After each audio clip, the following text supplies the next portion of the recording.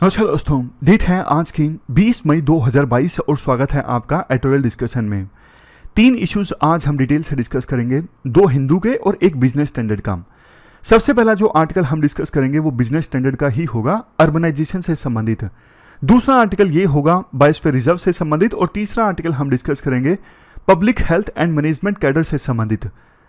चलिए discussion start करते हैं।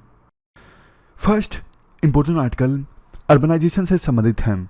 आप जीएस पेपर 1 के इस टॉपिक से आर्टिकल को रिलेट कर सकते हो। देखो, इससे पहले कि हम आर्टिकल डिस्कस करना स्टार्ट करें, आप अर्बनाइजेशन का मतलब बता दीजिए। क्या मतलब है अर्बनाइजेशन का? सिंपल डेफिनेशन है movement of people from rural to urban areas.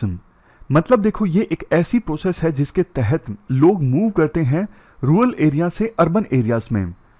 ये एक ऐसी प्रोसेस है जिसके तहत अर्बन एरियाज में पॉपुलेशन का जो साइज है इंक्रीज होता है, यानी ज़्यादा लोग अर्बन एरियाज में रहने लगते हैं। अब देखो, यहाँ पर ना कुछ लोगों का मानना है कि अर्बनाइजेशन गलत है, मतलब गांव के लोगों को अपना घर बार छोड़ के अर्बन एरियाज में नहीं जाना चाहिए।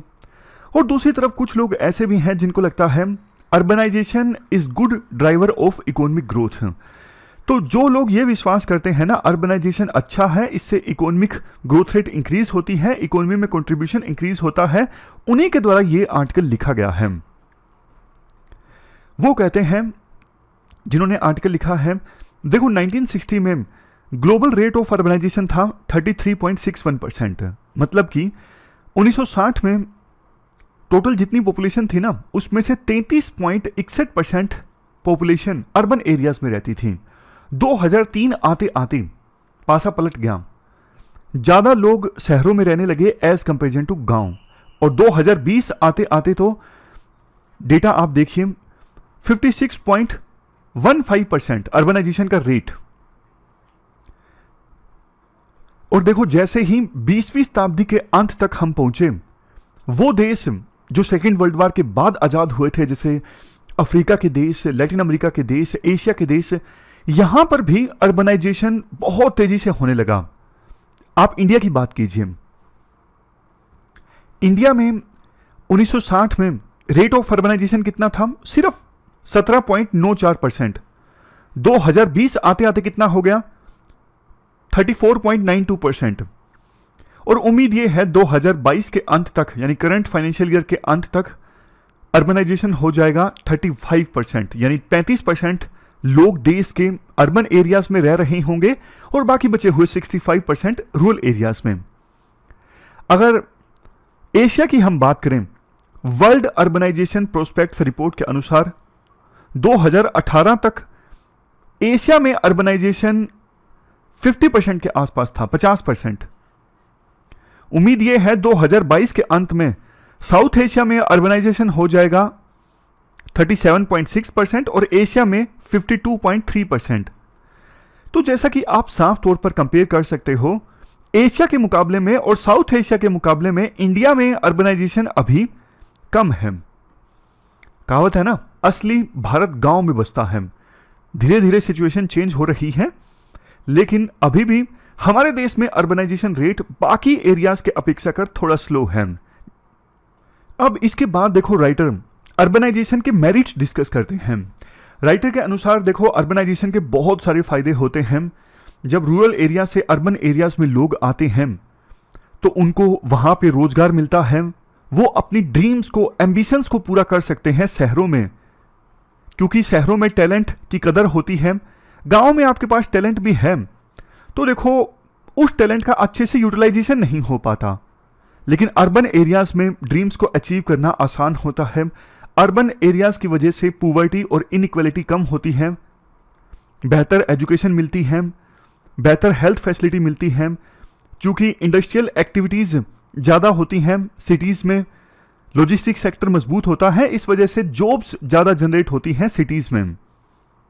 बिजनेस एक्टिविटीज़ चूँकि ज़्यादा होती है सिटीज़ में, ज़्यादा कंट्रीब्यूट करती हैं सिटीज़ देश की इकोनॉमिक ग्रोथ रेट में, ज़्यादा डेवलपमेंट देखने को मिलता है। और सिटीज़ की वजह से किसी स्टेट के अंदर ही हेल्दी कंपटीशन देखने को मिलता है विभिन्न सिटीज़ के बीच में।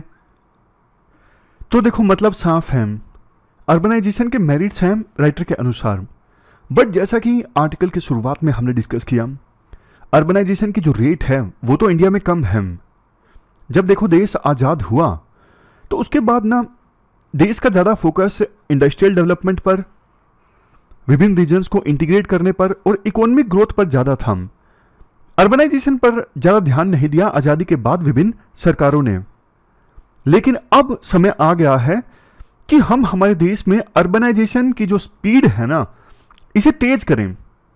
इसके साथ साथ ये भी हमें इंश्योर करना होगा कि ज़्यादा पॉपुलेशन सिर्फ कुछ ही सिटीज़ में कॉन्सेंट्रेट ना हो जाए, जैसे दिल्ली, मुंबई, चेन्नई, बेंगलोर, कोलकाता। ऐसा नहीं कि ज़्यादातर पॉपुलेशन इन्हीं कुछ सिटीज़ में कॉन्सेंट्रेट हो जाए।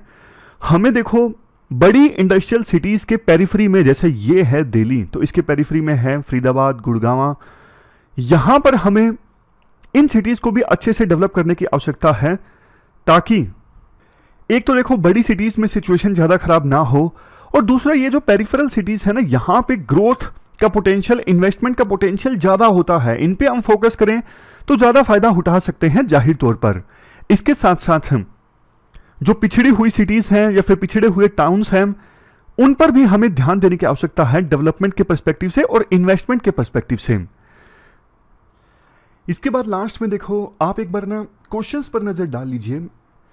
यूपीएससी ने पिछले 9-10 सालों में कौन से क्वेश्चंस पूछे हैं मेंस में अर्बनाइजेशन से संबंधित। एक बार वीडियो को पॉज करके इन क्वेश्चंस पे आप नज़र डाल लीजिएगा, ताकि आपको आइडिया हो जाए थोड़ा। एक क्वेश्चन मैं आपसे पूछता हूँ, जैसे जैसे अर्बनाइजेशन हमारे देश में तेज हुआ है, कौन सी इससे सोशल प्रॉब्लम्स जो हैं वो ओरिजिनेट हो रही हैं? बात प्रॉब्लम्स की है, बात सोशल प्रॉब्लम्स की है, प्रॉब्लम्स की नहीं है। तो आप ये सब नहीं लिख सकते, electricity shortage, water shortage, congestion, planning, ये सब तो प्रॉब्लम्स हैं। सोशल प्रॉब्लम्स की बात हो रही है। सोशल प्रॉब्लम्स जैसे बैगिंग, सिटीज़ में आपको ऑलमोस्ट हर ट्रैफिक लाइट पर बैगिंग की समस्या नज़र आ जाएगी। इसके अलावा क्राइम रेट सिटीज़ में ज़्यादा देखने को मिलता है as comparison to villages, nuclear families और अकेलापन। मतलब गांव में देखो लोग मिलजुल के रहते हैं, अकेलापन जैसी समस्याएं कम फेस करते हैं। लेकिन शहरों में चूँकि कहते हैं ना पड़ोसी पड़ोसी को नहीं जानता, तो ये लोनलीनेस जैसी चीज़ें और स्लम्स डेवलप हो जाती हैं। वहाँ पे गैटो बन जाते हैं। तो स्लम्स में बहुत बार ऐसी चीज़ें देखने को मिलती हैं, एक ही कमरे में पूरा परिवार रह रहा है और हस्बैंड के द्वारा अल्कोहल का सेवन करके वाइफ को या फिर बच्चों को मारा पीटा जाता है। तो इस वजह से जुवेनाइल डेलिंक्वेंसी, मतलब जो छोटे बच्चे 18 साल से कम एज के, वो क्राइम करने लग जाते हैं। ऐसी चीज़ें ज़्यादा देखने को मिलती हैं। तो ये सब सोशल प्रॉब्लम्स हैं स्पीडी प्रोसेस ऑफ अर्बनाइजेशन के। तो आप वीडियो को पॉज करके एक बार इन क्वेश्चंस पर जरूर नज़र डाल लीजिएगा। अब चलते हैं अगले आर्टिकल की तरफ। इसके बाद next article, public health management cadre and public health standard, इनसे संबंधित हैं। ये टर्म्स अभी हम डिस्कस करेंगे और नया क्या हुआ है वो भी डिस्कस करेंगे। जीएस पेपर 2 के इस टॉपिक से आर्टिकल को रिलेट कर सकते हो। देखो public health and management cadre का क्या मतलब है। जब देखो कोविड आया ना, तो सरकार ने ढूंढना स्टार्ट किया कि हमारे देश में कौन से सरकारी लोग हैं जो महामारी के विशेषज्ञ हैं।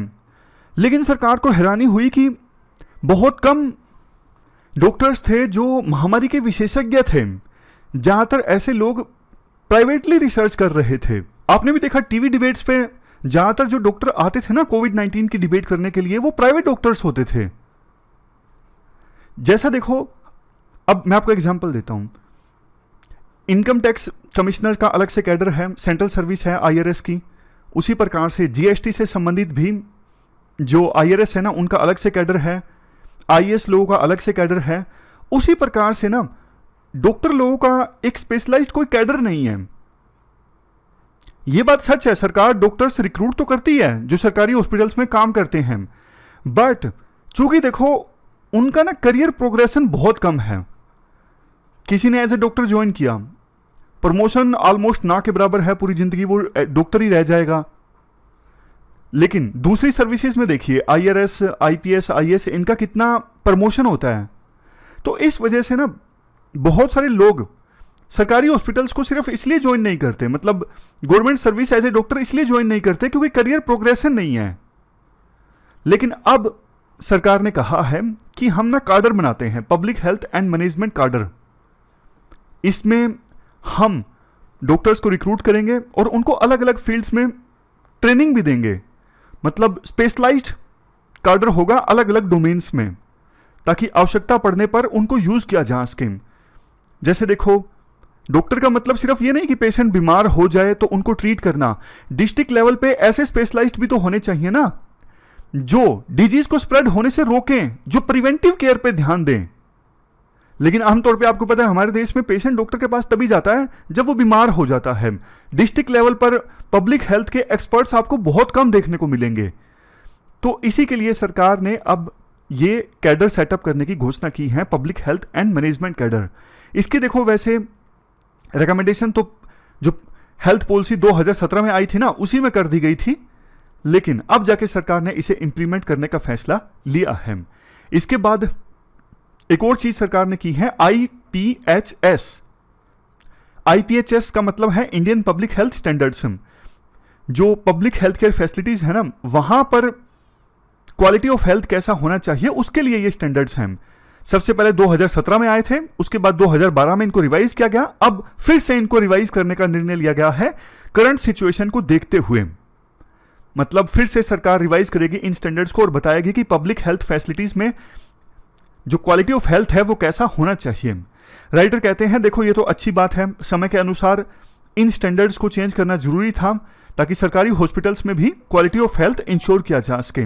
लेकिन राइटर ये कहना चाहते हैं 2017 में जब सबसे पहली बार ये इंडियन पब्लिक हेल्थ स्टैंडर्ड्स आए थे ना, उसके बाद से अभी तक सिर्फ 15-20% पब्लिक हेल्थ फैसिलिटीज ऐसी हैं जहां पे इन स्टैंडर्ड्स को इंप्लीमेंट किया गया है।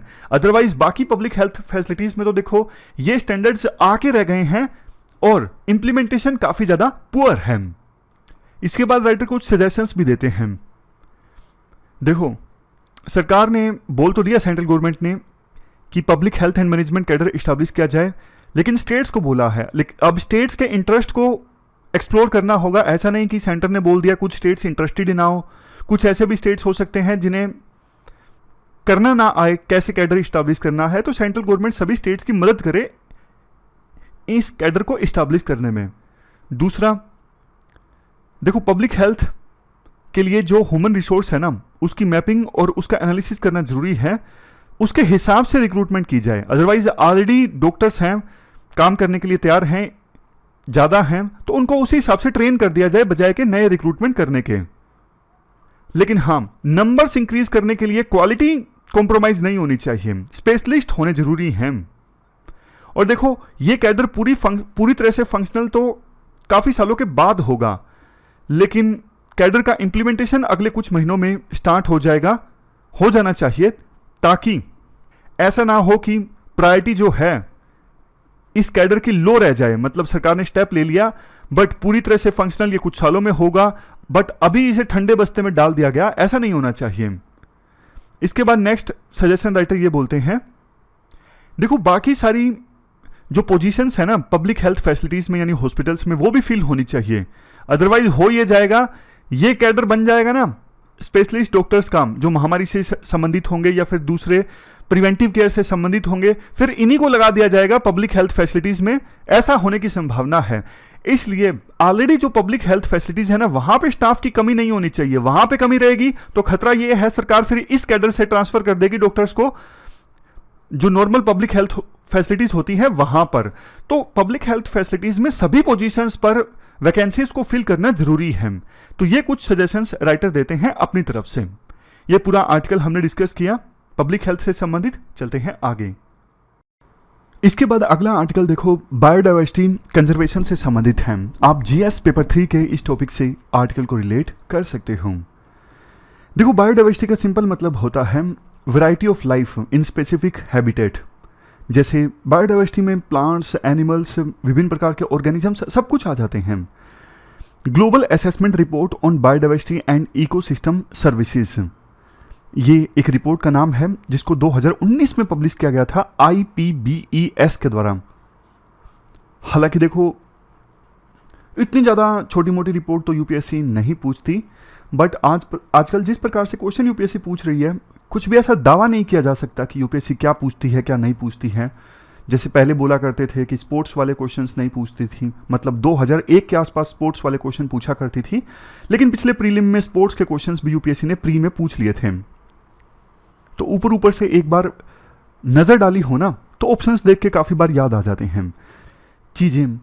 तो ये रिपोर्ट रिलीज की गई थी inter governmental science policy platform on biodiversity and ecosystem services के द्वारा।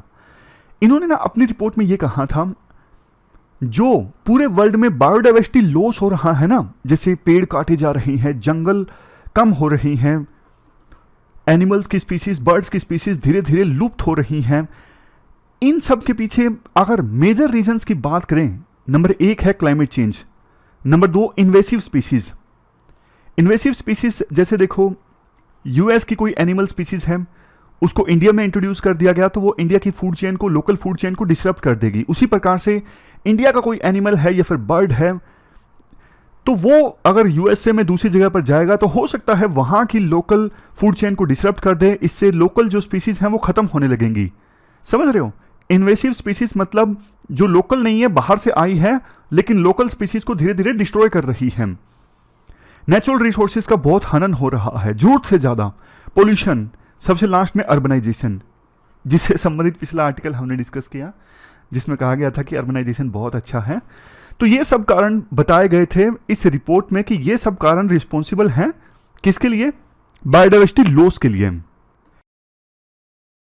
इसके बाद राइटर कहते हैं, देखो हम ना इन्वायरमेंट को किसी भी पर्सपेक्टिव से देख लें, कल्चरल पर्सपेक्टिव से देख लें, रिलीजियस पर्सपेक्टिव से देख लें, साइंटिफिक पर्सपेक्टिव से देख लें या फिर इकोनॉमिक पर्सपेक्टिव से देख लें, हर एक पर्सपेक्टिव यही बोलेगा कि इन्वायरमेंट को प्रोटेक्ट करने की आवश्यकता है। और ऐसा नहीं है सरकार कुछ कर नहीं रही है या फिर ग्लोबल ऑर्गेनाइजेशंस कुछ कर नहीं रही हैं, कर रही हैं। यूनेस्को के द्वारा एक नेटवर्क इस्टेब्लिश किया गया 1971 में, world network of biosphere reserves. Biosphere reserve देखो वो प्लेस होते हैं जहां पे ह्यूमन बींग्स नेचर के साथ हार्मनी में रहता है, यानी मिलजुल के रहता है, नुकसान नहीं पहुंचाता नेचर को, और नेचर भी उतना देती है ह्यूमन बींग्स को कि नष्ट ना हो जाए, मतलब रिसोर्सेज जो हैं वो खत्म ना हो जाएं। तो आप कह सकते हो एक प्रकार से बायोस्फीयर रिजर्व में ना सस्टेनेबल डेवलपमेंट का तो सिंपल मतलब ही ये होता है कि हम रिसोर्सेज को इस प्रकार से यूज करें कि रिसोर्सेज खत्म ना हो और आने वाली जनरेशंस के लिए रिसोर्सेज बचे रहें, और नेचर कंजर्वेशन, इन दोनों चीजों का इफेक्टिव कॉम्बिनेशन देखने को मिलता है बायोस्फीयर रिजर्व्स में। और इन रिजर्व्स का नेटवर्क इस्टेब्लिश किया गया था शुरुआत में यूनेस्को के द्वारा 1971 में। आज के समय में देखो साउथ एशिया में टोटल 30 बायोस्फीयर रिजर्व्स हैं। सबसे पहला बायोस्फीयर रिजर्व इस्टेब्लिश किया गया था श्रीलंका में, जिसका नाम है हुरुलू बायोस्फीयर रिजर्व, जिसको डेजिनेट किया गया था 1971 में। और इस बायोस्फीयर रिजर्व का टोटल एरिया है 25,500 हेक्टेयर। ये सब श्रीलंका का जो बायोस्फीयर रिजर्व है ना, उससे संबंधित डेटा याद रखने की आवश्यकता नहीं है, लेकिन थोड़ा सा बस राइटर एक भूमिका बनाना चाहते हैं कि कैसे साउथ एशिया के कई देशों में तो बायोस्फीयर रिजर्व हैं और कुछ देशों में नहीं हैं। पहले इंडिया की बात करते हैं। इंडिया में देखो बायोस्फीयर रिजर्व पहला बना था 2000 में। कौन सा? Blue mountains of Nilgiri. ये 3 राज्यों में आता है, तमिलनाडु, कर्नाटक और केरला। उसके बाद तो आज के समय में हमारे देश में टोटल बायोस्फीयर रिजर्व्स की संख्या कितनी है? 12। ये 12 बायोस्फीयर रिजर्व आज के समय में हमारे देश में हैं। वैसे एक क्वेश्चन आपके मन में जरूर आया होगा ये स्लाइड देख के कि सर आप तो बोल रहे हो कि 12 यूनेस्को के द्वारा प्रोटेक्टेड बायोस्फीयर रिजर्व्स हैं हमारे देश में, लेकिन इस मैप में तो संख्या ज़्यादा लग रही है, 18 लग रही है, ऐसा क्यों? देखो ये सरकार के द्वारा नॉमिनेटेड बायोस्फीयर रिजर्व्स हैं, यूनेस्को के द्वारा प्रोटेक्टेड तो 12 ही हैं। ये देखिए latest UNESCO protected biosphere reserve हमारे देश में है पन्ना बायोस्फीयर रिजर्व, ये मध्य प्रदेश में है। इसके बाद देखो इंडिया की बात करने के बाद साउथ एशिया में कितनी ज़्यादा बायोडाइवर्सिटी है उसकी बात की जाती है। भूटान, इंडिया, नेपाल, इन 3 देशों में तो देखो हजारों ग्लेशियर्स हैं जो लेक से घिरे हुए हैं। ये खंगचनजंगा जो बायोस्फीयर रिजर्व है, इस्टाब्लिश हुआ था 2018 में। ये अच्छा मॉडल है। ये इसमें वर्ल्ड के देखो हाईएस्ट इकोसिस्टम में से एक है और हाइट है 8,586 मीटर। यहाँ पर ऑर्किड्स मतलब एक ऐसा पौधा होता है जिसमें जो फूल होते हैं ना थोड़े अच्छे दिखते हैं, सजावटी होते हैं। तो काफ़ी अच्छे ऑर्किड्स और रेयर प्लांट स्पीसीज यहाँ पे देखने को मिलते हैं। और इसी के साथ यहाँ पे 35,000 लोग भी रहते हैं। मेन इकोनॉमिक एक्टिविटीज़ हैं लोगों की, क्रॉप को प्रोड्यूस करना, animal husbandry, fishing, dairy products और पोल्ट्री फार्मिंग मतलब मुर्गी पालन। इसके बाद साउथ एशिया में दूसरे देश जैसे बांग्लादेश, इंडिया की तो बात हमने पहले भी की, मालदीव, श्रीलंका, ये वो देश हैं जिनकी कोस्ट लाइन्स हैं, यानी समुद्र से बॉर्डर टच होता है। यहाँ पे कोरल रीफ्स और मैंग्रोव फॉरेस्ट देखने को मिलते हैं। और ये एरियाज वो भी हैं जो एक्सट्रीम वेदर इवेंट्स के वल्नरेबल हैं, जैसे स्टॉर्म्स, फ्लड्स, ड्रोट्स, सी लेवल राइज, ये सब आज के समय में देखने को मिल रहा है। मालदीव तो देखो सबसे ज़्यादा वल्नरेबल है। मालदीव वो देश है जहाँ पर लैंड जो है वो हाई टाइड मार्क से सिर्फ 1.5 मीटर की ऊंचाई पर है, मतलब लोएस्ट लाइंग कंट्री है मालदीव। सी में पानी का लेवल बढ़ता है ना, तो सबसे ज़्यादा खतरा मालदीव को ही होगा। यूनेस्को के साथ मिलकर मालदीव कोस्टल इकोसिस्टम की रिस्टोरेशन और कंजर्वेशन के लिए काम कर रहा है और कोशिश कर रहा है कि लोगों को भी क्लाइमेट चेंज एडेप्टेशन से अवेयर करवाया जा सके। क्लाइमेट चेंज एडेप्टेशन का मतलब देखो ये होता है, क्लाइमेट चेंज के जो प्रतिकूल प्रभाव पड़ रहे हैं ना, उनसे एडजस्ट करना। जैसे मैं आपको बताता हूं, अब क्लाइमेट चेंज की वजह से मान लीजिए गर्मी बहुत ज़्यादा इंक्रीज हो गई है, तो इसे मान के कि हाँ गर्मी तो रहेगी, उसके अनुसार अपने आप को एडजस्ट करना, ये होता है क्लाइमेट चेंज एडेप्टेशन। जैसे क्लाइमेट चेंज की वजह से मान लीजिए बारिश कम हो गई है, तो फिर ऐसे सीड्स डेवलप करना जो कम बारिश से भी उग जाएं। इसके बाद राइटर देखो ये बोलते हैं, बायोस्फीयर रिजर्व्स जो है ना, नेचर को कंजर्व करने का एक बहुत ही अच्छा साइंटिफिक मॉडल है, काफी ट्रांसपेरेंट भी है। किसी भी देश की सरकार पर्टिकुलर एरिया को नॉमिनेट करती है बायोस्फीयर रिजर्व के लिए और समय समय पर रूटीन चेक भी होते हैं, लेकिन उसी देश की सोवरेनिटी के अंतर्गत, ताकि क्रेडिबिलिटी इस्टेब्लिश हो सके। ऐसा तो नहीं किसी देश ने पर्टिकुलर एरिया को बायोस्फीयर रिजर्व नॉमिनेट तो कर दिया, लेकिन जो कुछ वहां पे होना चाहिए वो कुछ हो ही नहीं रहा। इसलिए समय समय पर चेक भी होते हैं कि बायोस्फीयर रिजर्व के जो रूल्स एंड रेगुलेशंस हैं वो फॉलो किए जा रहे हैं या फिर नहीं किए जा रहे हैं।